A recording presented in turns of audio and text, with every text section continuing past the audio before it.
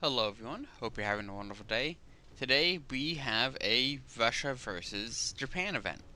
So this event I kind of theorized was going to be coming for a while, and then it didn't, and I think that's kind of intentional for them because they were teasing it a little bit ago, and then a couple months go by before actually releasing it. But it's not a new front, it is just a little mini event. This one only is going to last for 14 days, but there's some pretty cool rewards in here that are actually pretty unique. So we have a pair of Thompson rifles at level 1 and level 8 in this little mini battle pass event thing. And then we also have the Fedorov rifle. Both of these, I believe, have already come out before. I know the Thompson has before. I've used that quite a bit. But I am not too sure on the Fedorov. On this particular variant of it, I think it has. I just don't play high tier Soviets that much. So I haven't used it. But I believe this is one that has already existed. And then this, the normal gold and appearance change orders and stuff. A couple new portraits.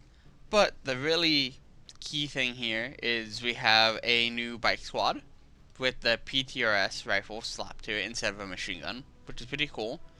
And before you get your hopes up about having a PTRS on the front and having a guy on the back, it is a brand new squad and behaves a lot like the old premium ones for Germany and the British, where it is 2 riders and an engineer. But it's still pretty cool. It's actually built into the bike itself to have the anti-tank rifle. So if you park it somewhere, not only can the team use the ammo box from it, but they could also use the anti-tank rifle and deal with light vehicles. It's at battle rating 2. At least that's what the squad is at. Even though on this page it shows BR1, elsewhere it also shows BR2. And by far the biggest draw for everybody is going to be heavy tank number 6, which is the Japanese Tiger.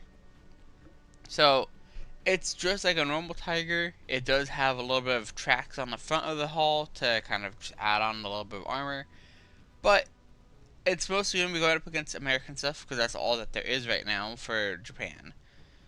And it's kind of a nice additional vehicle because all they really have at high tier is the Hori, which is a casemate tank destroyer.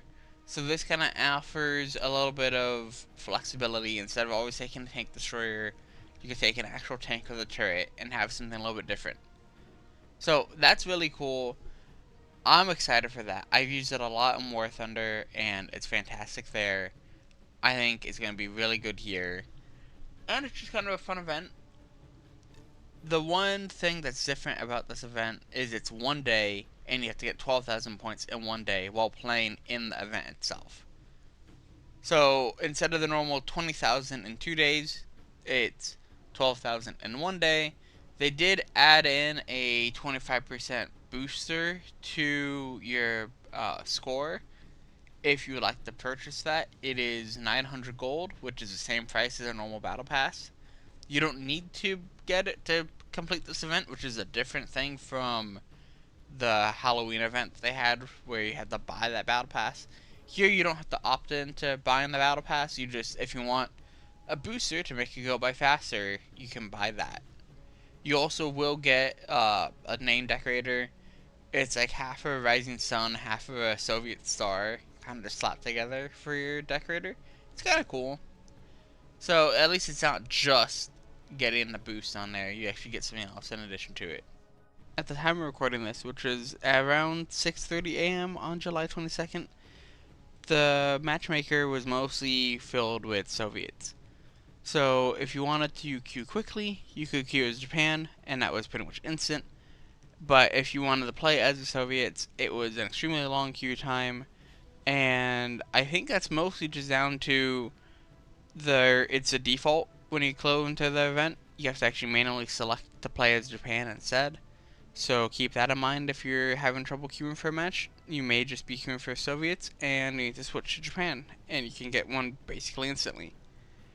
As far as vehicles go, it seems kind of random. I encountered like BT7s and IS1s, so it was pretty fun. I got my butt kicked in the match we're in. We lost pretty badly on Confrontation in Burma, but it was so fun, and I think that's mostly just it's the first time I'm playing the event. A lot of people are not used to Soviet versus Japan, and I think most players are queuing for that, so you kind of have a little bit of stragglers on the Japanese side at the moment. I'm sure as the event goes on, it's going to balance itself out. But that's basically it. I hope you guys enjoyed, and I will see you guys in the next video.